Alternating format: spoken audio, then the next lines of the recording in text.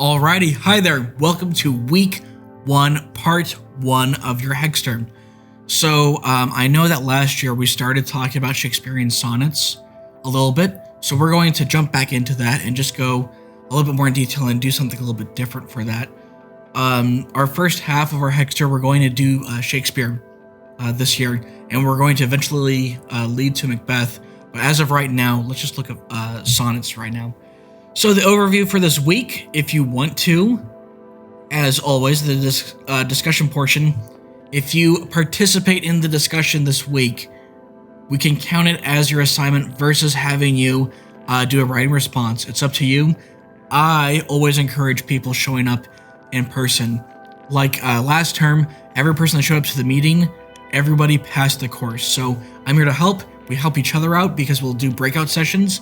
So yeah, let's go ahead and check out the overview for that. So overview, real simple. You look at the slides for that. We'll discuss that a little bit on Monday. And then we'll look at the poems. You can also listen to them. That'll be on the optional resources tab. And then participate in the discussion. Again, like I said, you could either do that through a written format in the discussion board, or show up to one of the meetings and we can do that way.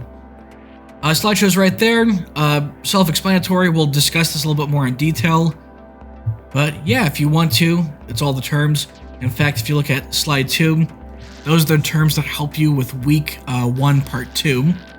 And if you want to, you can also hit the expand button there. And then you're able to, once it loads, have the whole slideshow right there. You can even click start slideshow. And then you'll have it in person that way.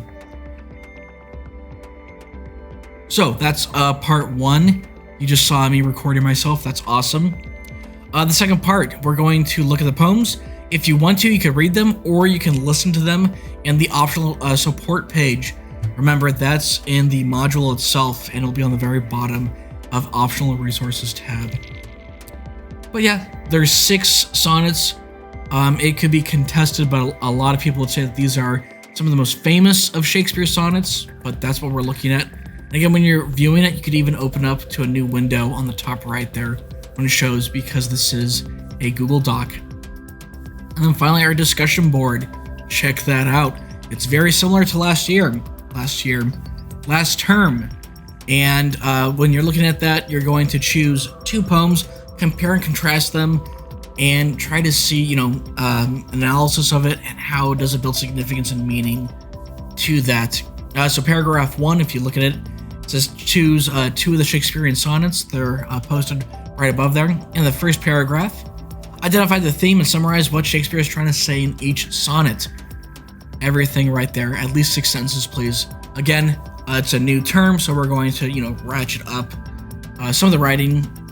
And then in paragraph 2, make connections between both sonnets. What are their similarities? What are their differences? What is the significance of each poem?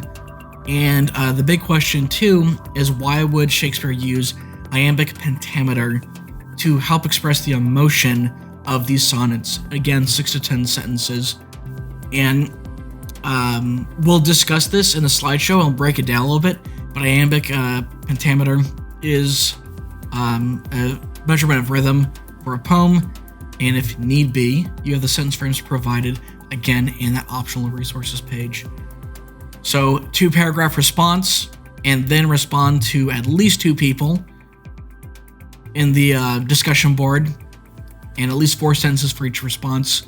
And I always encourage you to pick somebody that chose poems different from your own. That's it for week 1, part 1. Any questions, feel free to email me or call me. My extension is on the main page.